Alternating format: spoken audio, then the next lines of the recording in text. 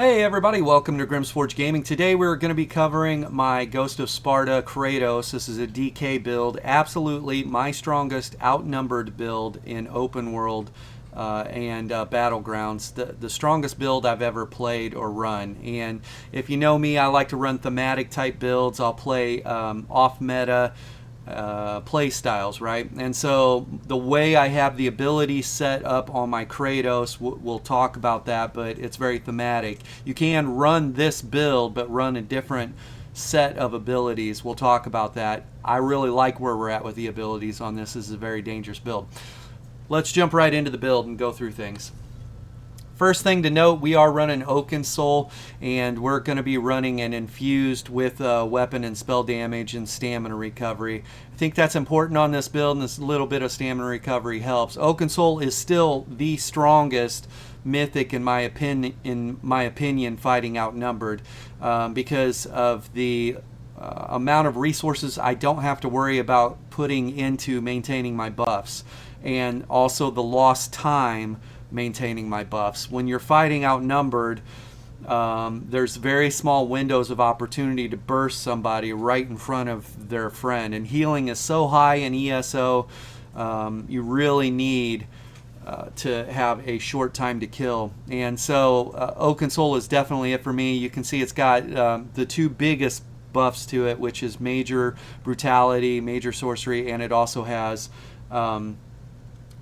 major resolve, and not having to upkeep those and fight is great. And somebody described this in one of my videos, I think it was a gameplay video, and they said, dude, that play style is just pure aggression. And I do feel that way on on this build, and I feel that way with Kratos. Like, he's a walking juggernaut, you know. And so anyways, you get all the pluses and minuses, plus to minor bonuses as well. So there's just major and minor positives for Oakensoul that are just silly. Now the big downside to it is that you only have 4 regular abilities and 1 ultimate. So can you put the abilities on your bar, or does your gear set, is it centric with damage, enough damage output?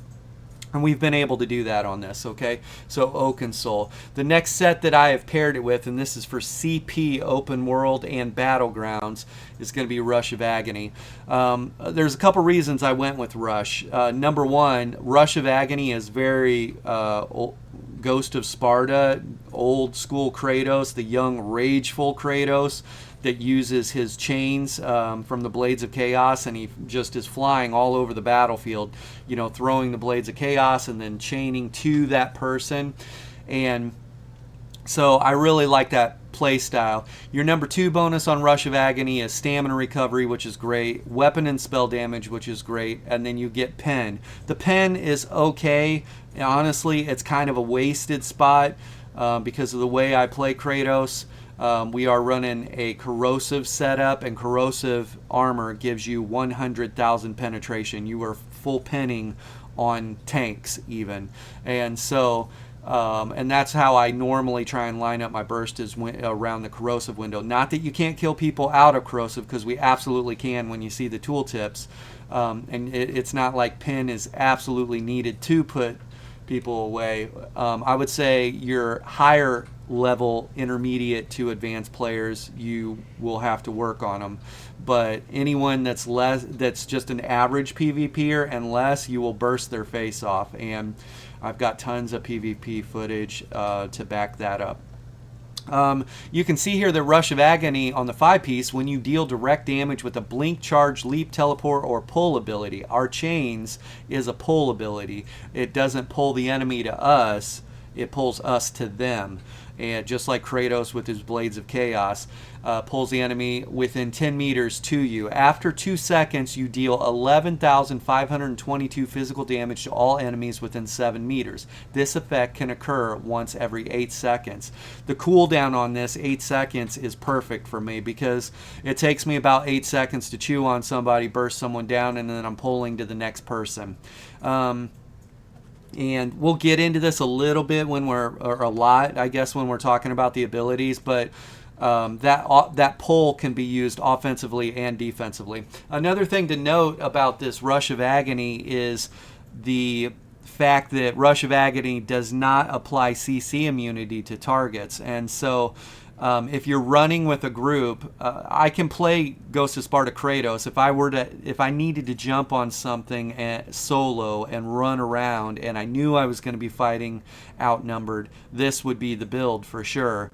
But in a group play, Ghost of Sparta Kratos, this build is ridiculously strong because Rush of Agony does not apply CC immunity on that first initial pull, and it pulls everybody within those 7 meters to me, lining up the burst for my team.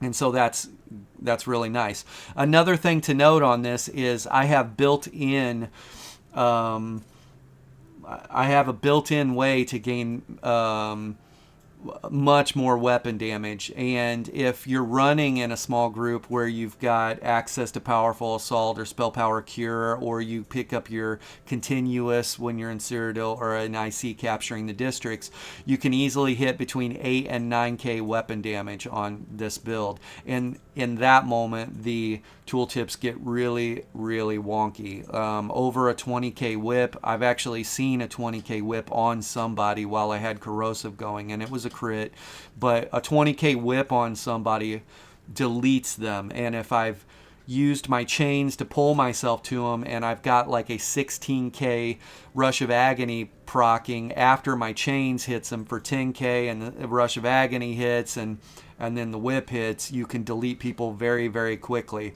All that said, to be as bursty as Kratos can be and chop through tanks, the way DK is set up, your heals scale obviously in the game in ESO scale off of your weapon and spell damage, and because we're pushing 8-9k weapon and spell damage, just my vigor ticks are enough to sustain me in a healing situation most of the time, and those tooltip numbers get really crazy. My vigor tooltip will be 27, almost 28k, and my coag is a 14k burst heal, and when it crits it's a lot. And so anyways, Rush of Agony is the play. It's important, note the trait that I'm running. I'm running Nirnhoned. I don't need to run Sharpened because I get all the pin I ever need from running Corrosive.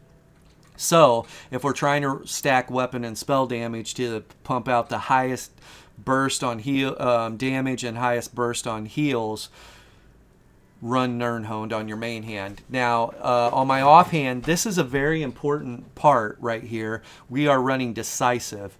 When you gain ultimate, you have a 55% chance to gain an additional ultimate. Over half the ultimate that I have coming in has a chance to generate an additional ultimate. We are a Nord on this, and so we have a passive, racial passive that generates ult when we take damage, and then I always do like a light or heavy attack at the end or while I'm chaining to someone, and so at the end of the chain you're hitting them with 2 heavy attacks right into, and you'll see your weapon enchant go off, and then you'll see the glyph go off, and you'll see Rush of Agony explode, and it's a lot of damage at the tail end, okay? But Decisive is very important because Corrosive Armor is a very high ultimate cost, and so we need to get to that next ultimate as quick as possible. Corrosive is our offense and our defense, and we'll talk about that when we get there. But run your offhand Decisive. There's no need to run your offhand. You definitely don't want to run your offhand Nirnhoned, and you definitely don't want to run it Sharpened. You don't need pen, okay? You need ult gen, all right? So this is a very important aspect to it. Now we are running Nirnhoned. I just slapped these on the back bar. We don't need those there. They're just out of my inventory, okay? Okay, so we're running Rush of Agony, and then we've paired Rush of Agony with Heartland Conqueror. Heartland Conqueror is a craftable set, and when you're trying to stack weapon and or spell damage, Heartland Conqueror is amazing because of the 5-piece bonus. You can see the 2 pieces weapon and spell damage, the 3 pieces max mag, the 4 pieces max stam, and then the 5-piece increase the effectiveness of your weapon traits by 100%. This does not affect ornate or intricate, okay? And so you want to know why this says plus plus 30% on a one-hand weapon. It's because I'm running Heartland Conqueror. And somebody had asked in my gameplay video, are you running Rush or are you running Heartland Conqueror? And I responded with yes, because the answer is yes to both. And that's why this is 55% ult gen. Now on a two-hander, this goes over 100%. Every single time, if you were running a two-hander on this play style, every single time you get ult, you're generating another ult. And so you can get your corrosive even faster. But for RP sakes and the Blades of Chaos, we're running dual wield. And I just like it. I like that a lot. Okay. So a couple other things. Because corrosive limits the amount of our incoming damage to 3% of our max health, running impenetrable is a little less important. Now, there are times when, especially with Night Blades, it's so funny. Here's a little bit of a rant, but the devs in ESO say that, Night Blades lack single target burst, yet I have a 28k tooltip on my spec bow, and I can get a guaranteed crit from it, and I can almost guarantee that crit will hit by hitting a soul tether into a stealth into a spec bow. And by the time they break free, whether it be them manually or through slippery passive from the soul tether, I've already hit stealth and my spec bow is landing because I'm point blank range. There's zero travel time to them. And so that's the play on Night Blades. Night Blades are absolutely deleting people. Kratos will get deleted if I'm outside of my corrosive and I'm running lower impen. So I did need to find a nice little balance between some impen. But if it weren't for Night Blades, I could run completely divines, and I could really, really lean into weapon damage and even spike my weapon damage up even higher. But for now, because Night Blades do not lack single target burst whatsoever in PvP, we have to run some impen. So, but let's look at everything. Also, we're running one piece of the Helmet of the Trainee for that max health. We're trying to get our health up to the 30k threshold, and you're running with a Warden. Now you're up at 32,000, and that seems to be okay. We're super, super beefy on this build too. When I hit my Resolving Vigor, we'll drop over 30k resistances, probably just under 31k resistances, and that's nice. We're about 3k off of our cap, and we feel very beefy on it. I think the fact that we've got 31k resistances and our weapon damage spikes really high, we're in and out of corrosive so often, and our tooltip on our vigor is very high. It's the combination of those things that make us feel tanky. And aside from that, we have access to major expedition with our chains, and I understand how to use the chains offensively and defensively when I need to use the chains to pull myself out of trouble as well as pull myself into trouble and be the trouble.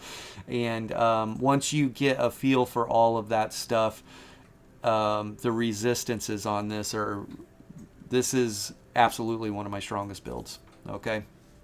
So let's look at everything here. We're running a heavy Helmet of the Trainee, and it's training right now. I would switch that to Divines or Impen.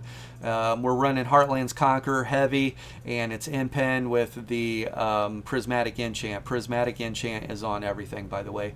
We're running well-fitted, a medium armor piece. That's important to note. And I think, we have 2 mediums. So we are a 5 heavy, 2 medium setup. And so to have the weapon damage, have the everything that we have on a 5 medium setup is really, really strong.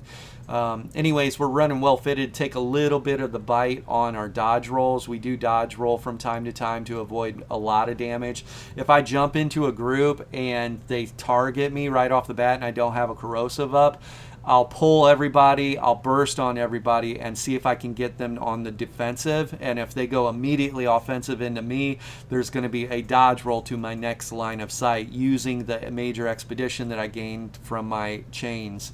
And so it's very important to know where your next line of sight is going to be at for a quick dodge roll to that, and start your kite game and then start picking people out and bursting them.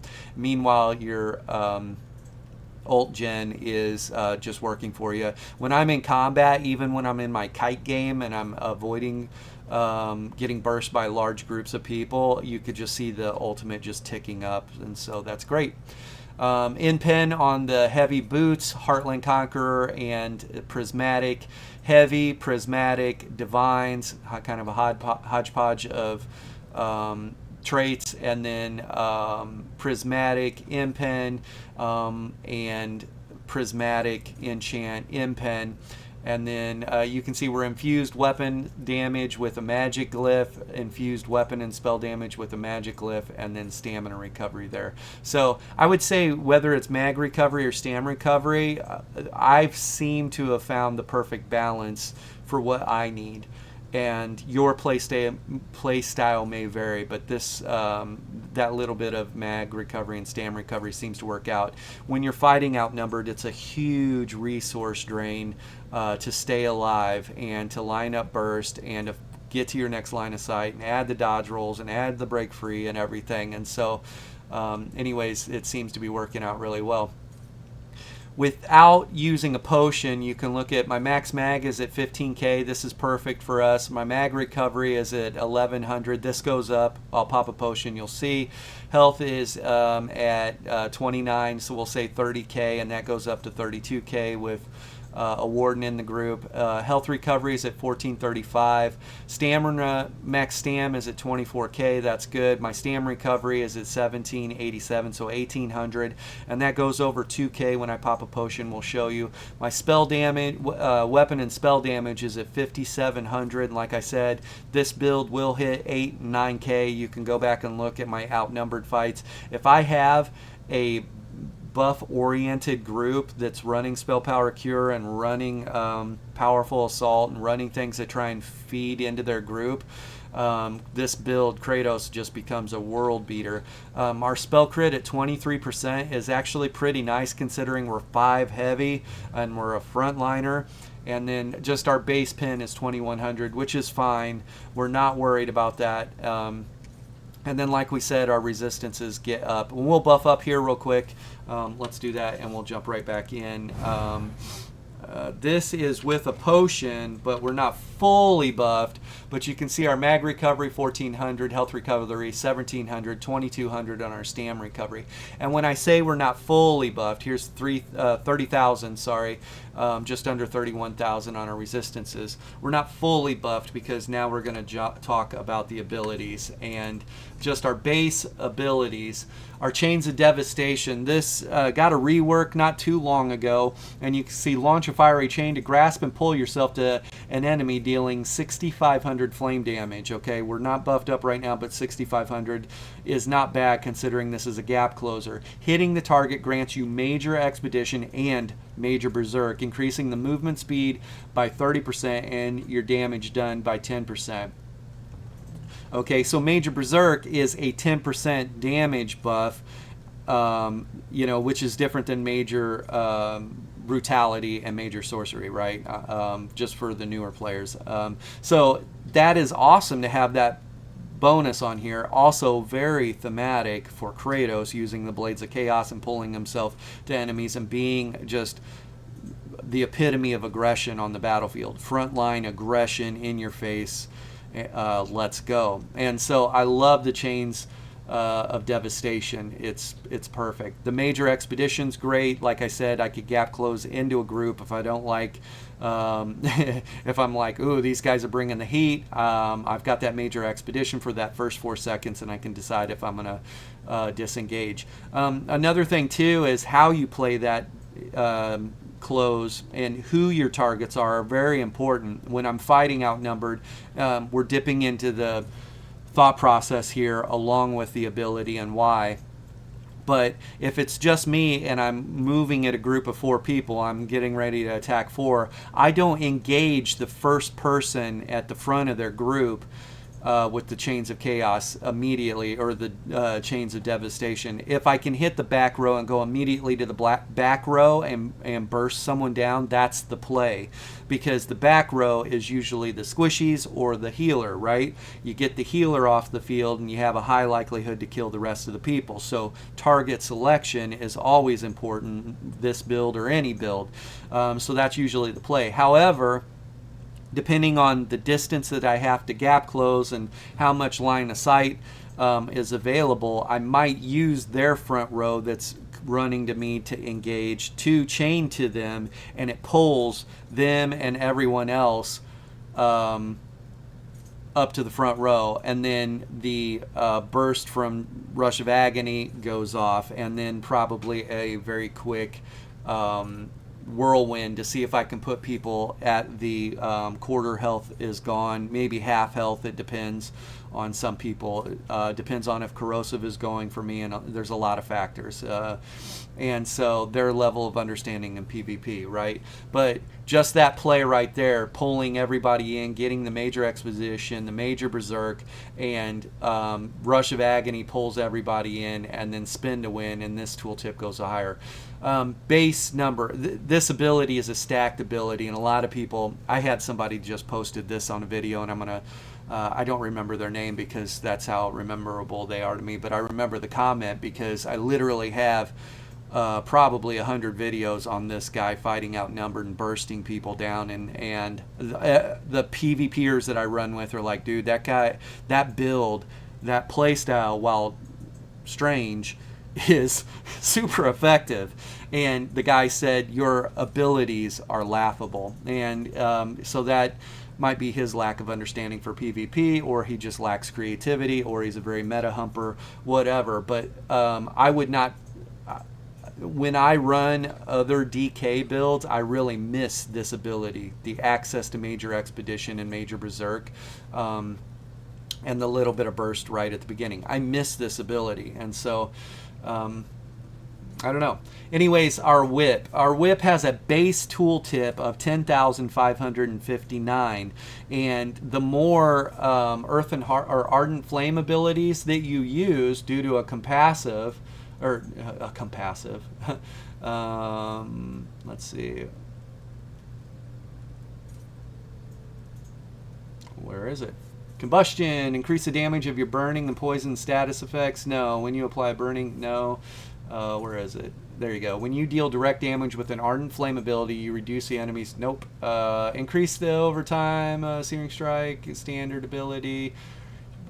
Oh, no. It's built into this ability. I don't know why I'm looking for a passive.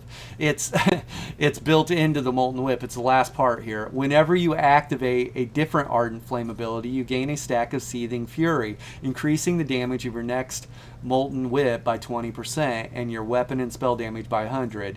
That's important to know because the whip tooltip gets really high. When I gap close to the first person, not only do I gain Major Berserk, but I'm also going to gain that extra 100 weapon and spell damage and a 20% boost to my Molten Whip. So after one chain to somebody, my whip goes from 10,559 to 13,486. After my second chain to somebody, it goes up to 14,620. And after my third chain to somebody, my whip goes to 16,731. That is out. That is without continuous. That is without spell power cure. That's without powerful assault. That's without these outside buffs that put me in the 8 to 9k weapon and spell damage. Okay, so this thing gets really, really nutty. Over 20k whip. When done right. And so we'll do that. I'm going to do 3 chains here real quick. We'll look at the ability, and you should see that it'll say 16,731. 1, 2, 3. And, oh, 17,681. Who knows? Oh, my weapon enchant is going off on my back bar, or on my secondary weapon here. So there you go, over 17,000.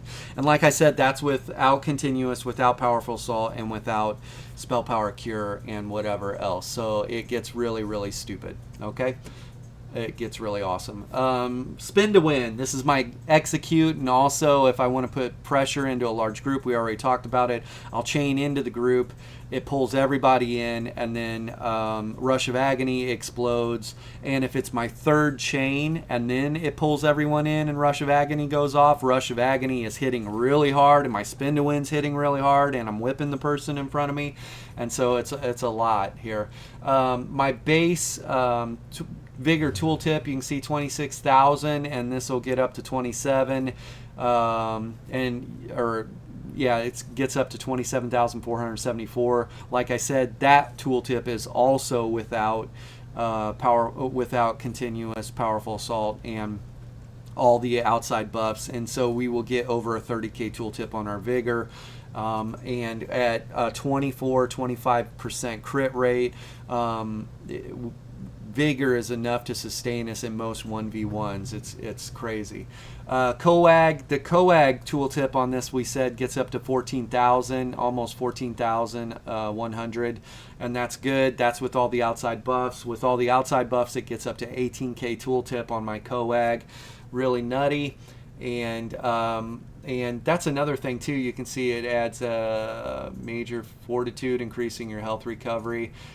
You get that when you pop a potion, but that's why our health recovery went up. And then corrosive. Corrosive does dot damage around you, and it limits all incoming damage to 3% of your max health. So even that Nightblade that's hitting the guaranteed crit from stealth or whatever with a 50k tooltip on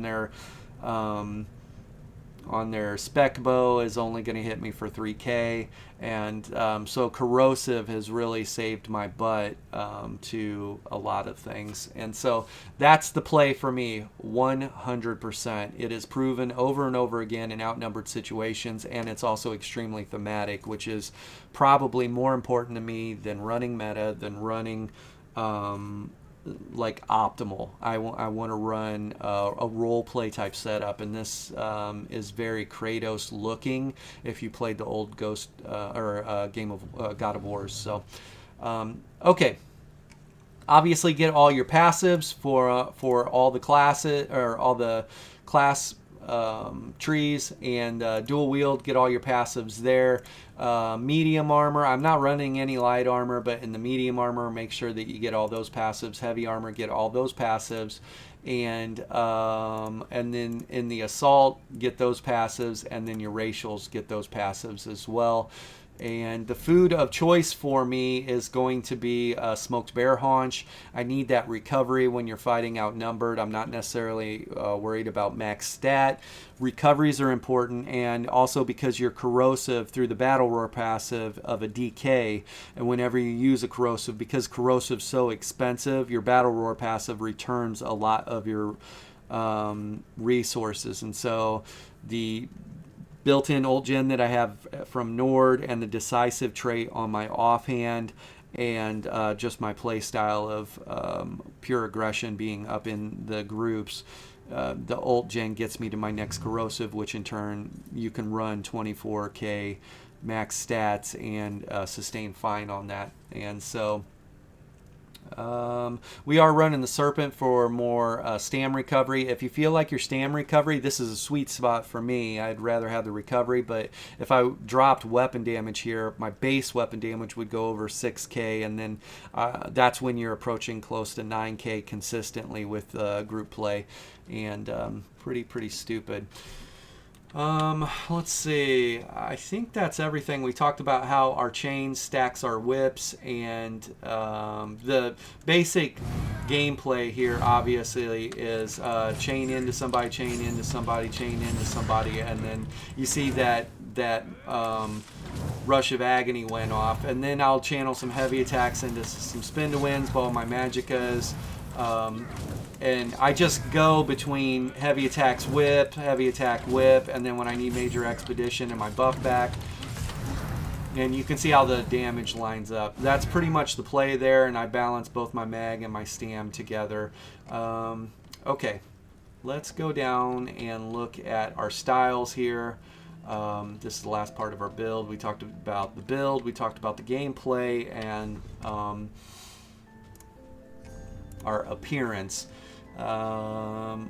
Obviously, we're running the Soul Shriven skin. You can get the Soul Shriven skin down in Imperial City fighting Molag Bal at the middle of the sewers.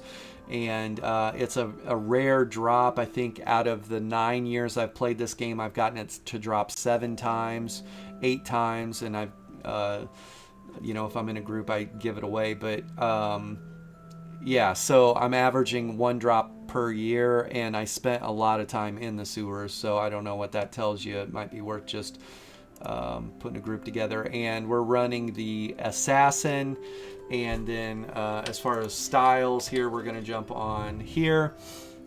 We've got our helm hidden. We're running Deadlands Gladiator shoulder there, and we are running the prisoner's chain. And so the blades of chaos are actually chained to Kratos's wrists, and so that's why we ran that. We're running the Mazatoon Greaves because he's a Spartan, and that looks most like what he runs. This is Sahan's Jack because Kratos runs topless. I wish we had a tattoo for sure that we could run. It would be covered up by the Soul Shriven skin, but the Soul Shriven skin also, a couple things nerding out on you here, but when Kratos was killed by the Blade of Olympus by Zeus, he was stabbed through the chest, and the Soul Shriven skin has this scar on your chest, and I was like, that's crazy. It lines up really well. Also, the Ghost of Sparta, Kratos, is called the Ghost of Sparta because he is covered in his family's ash. His wife and his daughter that he killed as a punishment for the rest of his life, and so the very pale or white skin lined up really well with the with that. Psijic Order girdle doesn't really matter, and then the Psijic boots or Khajiit boots, and the Khajiit boots look a lot like the Spartan boots, the God of War boots that he was using. And then our Silken Ring daggers, and the Silken Ring daggers are a little bit longer, like they're kind of a machete length.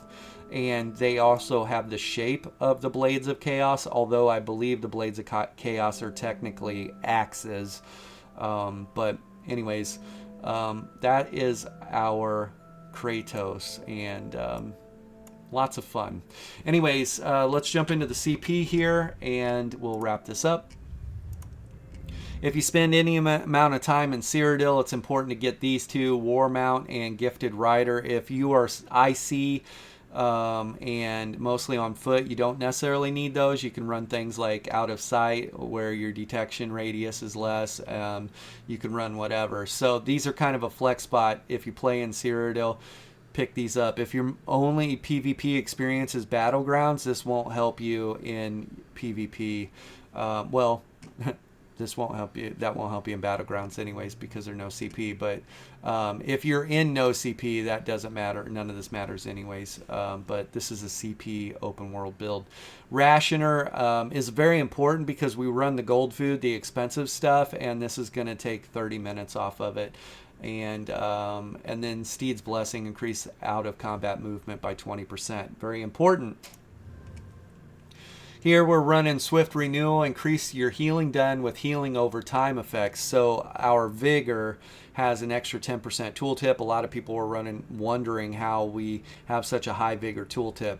And I don't know what they did, but just probably 2 patches ago, maybe update 35, I had a 38k tooltip on my Kratos, and then they did something, I don't know what, there was like shadow nerf there, so now it only gets up to 30k, but whatever.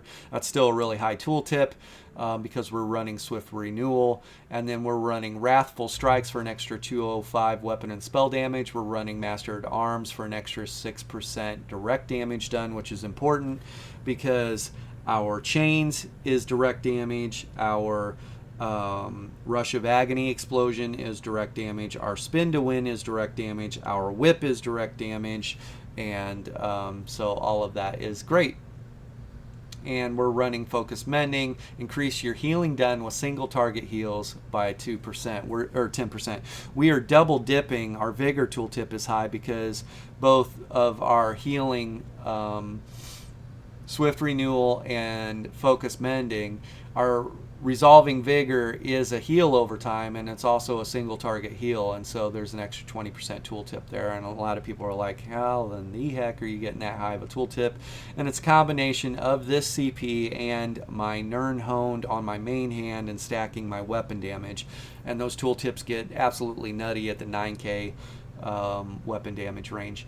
And then in the oh, another thing here is when you jump in here, there's extra weapon and spell damage hidden on the sides right here, so make sure you grab that. We're running rejuvenation. There's an extra 90 recoveries there. We're running fortified for an extra 1731 armor, and because we're a Nord, we also have passive, a racial passive that gives us extra resistances. So there's going to be somebody that didn't watch the video to this point. How are your numbers? What they are? You'll see that in the comments if you check back in within a year on this video. And so how are the numbers what you are? And it's through the combination of the racial passives with the CP with the traits. Okay, there's no shenanigans here. This is there's no cheating or whatever. This is this is a real build. So boundless vitality, 1400 max health, and then we're running Paid's Refuge. Reduce your damage taken by up to 20%. Because I am not running Mara's Bomb, I don't have any type of class or racial cleanses, I can be dotted up immensely. Also, it's very important to note that your corrosive armor protects you from burst damage, direct damage attacks, because most direct damage attacks will hit you for more than, in my case, 3k health, and so it's limiting their damage to just 3k. But if a person were to put 10 dots on me and all those dots are hitting for 1,000 to 1,500, I'll feel immense pressure even with corrosive going.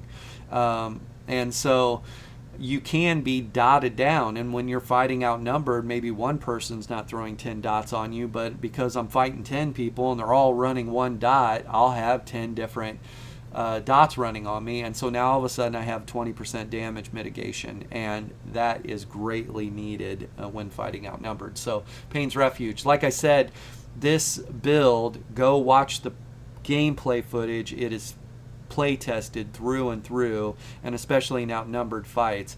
And as a final disclaimer, you don't 1vx good players, and that rule applies to me too. If I jump into a group of 3 or even 2 good players, actually I just did video footage and I ran into 2 really good players, and when you run into 2 really good players, they cover for each other. When you target one, the other one heals for them, even if you're trying to line up your CC and line up your burst or whatever. And unless you global them and clean wipe them, right, you 100% them, the other person has a chance for counterplay. And then when you start making it 3 players, 4 players, or whatever, it makes it very hard. So it's important to know that, but what you'll see is this play style, no matter how awesome the burst is and how everything lines up really well, against a above average PvPer, I have to work to chop them down, and against the elite level PvPers, it will be a stalemate every time. And they'll realize that, I'll realize that, and then they can continue to try and waste their time, or they'll just run off. And you can actually see, I just did some gameplay footage not too long ago. I was trying to get back with the group. We were jumping around from campaign to campaign, and somebody jumped on me, and they were full parsing on me, and I literally could just hit my vigor and go into my inventory. I could go and queue for Cyrodiil. I could go and check my mail. Just my vigor tick was enough to sustain me, and I just had to make sure, like, when they hit corrosive or whatever. And for most people, even full parsing, this build can handle them. So now, another thing too, and then we're gonna wrap this up. We lack on this build a true CC in that we are not giving CC immunity to anyone. In group play, that is a huge perk or a huge boon, a huge bonus. I'm not burning a CC immunity on anyone when my Rush of Agony pulls people in, and then they can turn around and talons them and then fossilize them or whatever, and then stun them again. And so, but I don't have a means of stunning somebody and stam checking them in that regard on this build and this playstyle. So if you're the type of person that runs talons and also runs fossilize, this playstyle won't be probably a fun playstyle for you, because you line up most of your burst off of making fights resource fights. I line up my kills by just straight nuking through their health in front, and pulling everyone in and creating chaos. And so you have to understand the different play styles. So there's going to be somebody in the comments that leaves something negative like this is dumb, or this would never work, or this only works over there and doesn't work over here. I've run this on the EU server and I run this over here, and I can tell you right now, you could put this together on console, both PlayStation and Xbox, and you would destroy people if you take the time to learn this play style. For sure, this is my go-to. I cannot speak highly enough about it. Maybe we'll have people that I've run with that will drop into the comment section, and they can contest to outings that we've done. But I'm a frontliner that can kill people very quickly. So that's my Ghost of Sparta Kratos build, my favorite build, and our food ran out. You guys be safe out there. Bye.